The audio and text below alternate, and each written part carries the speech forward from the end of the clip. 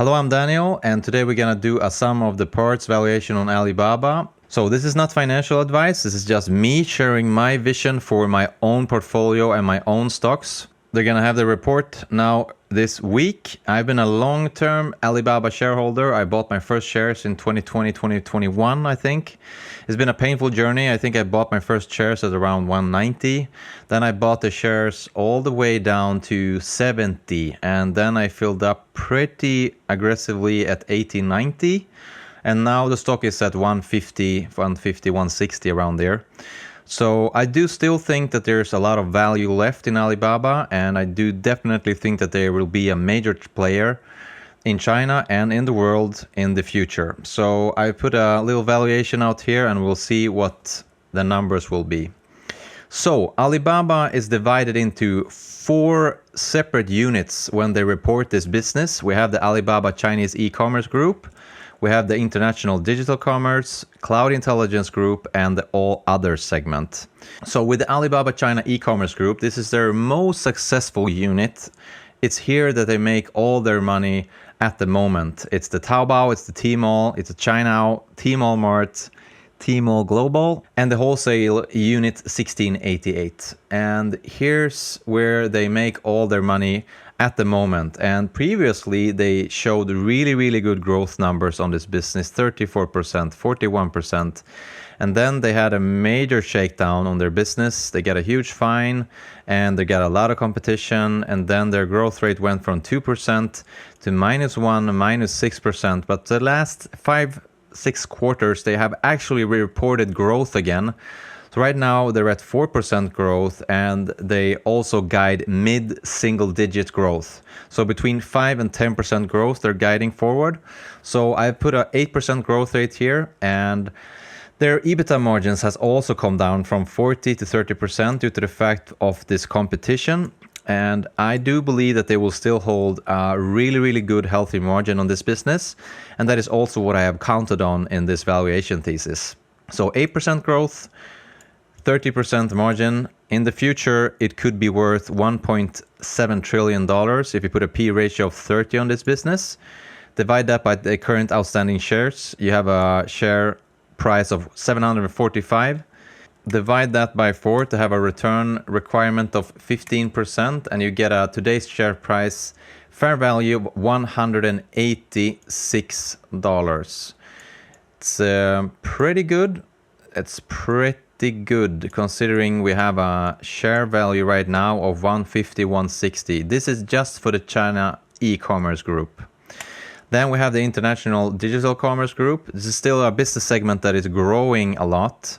We have 45, 32, 20%, 29% this year. This is still a losing business, so this actually costs Alibaba money. But they do still believe that this business will grow healthily over the upcoming future. So I have a calculated 20% growth on this business.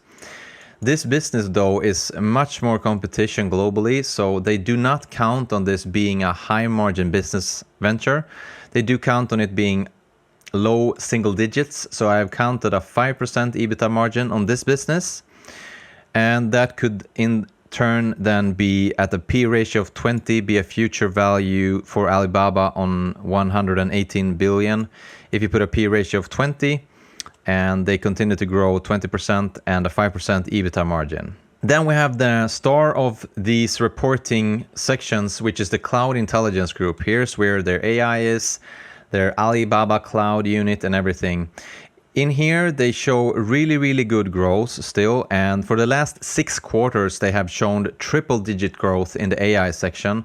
So for the AI products inside of Alibaba Cloud, they have shown triple-digit growth on those products, which is very nice to see. And hopefully the AI section inside of Alibaba Group will be a major share of all the business inside of Alibaba Cloud in the future. So this is very hard to put a accurate growth rate on this business, but I do believe that they will be able to grow this business by 25%. It may sound pretty high, but they do not have a super high revenue on this yet. So it's a kind of a young business. So I don't think that it's super unreasonable for them to be able to keep 25% growth rate upcoming 10 years. And if they would be able to have a really high margin, which could be 30%, I don't think that a 30% margin on this kind of products is unreasonable.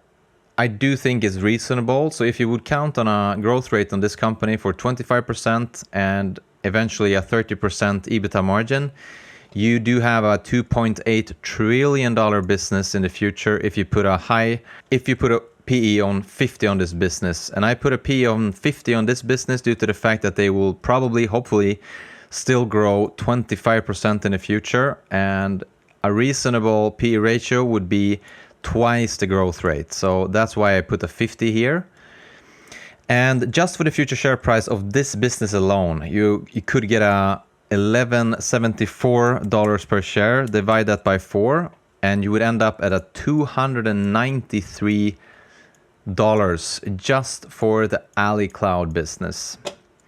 Then we have the others. They're DingTalk, Quark, Kainao, Youku, Damao, Freshippo, Alibaba Health. It's a smaller part of their overall business, but they still show pretty healthy growth. They have been, at least for 2024, very bad growth, but now we're back at approximately 8% growth, and hopefully they will keep growing this business at a high single-digit rate. And put a EBITDA margin on that for 8%. In the future, it could add 100 billion in value for Alibaba. So if we put everything here together, the China e-commerce, the international commerce, cloud unit, and all others, we would get a potential future profit of 126 billion. Put a P ratio on 30 on that, we would end up at a future share price of 11.43, which would be $285 in fair value today if we deem all of this to pan out correctly. And as you can see here, the major growth comes from the AliCloud section here.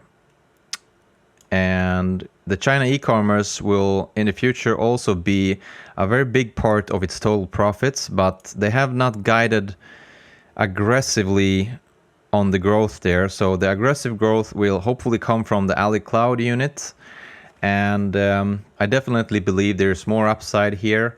And a fair value at 285 I deem to be reasonable, considering their business units they have inside of their company. So this is not financial advice. This is just me sharing my vision for my own portfolio and my own stocks.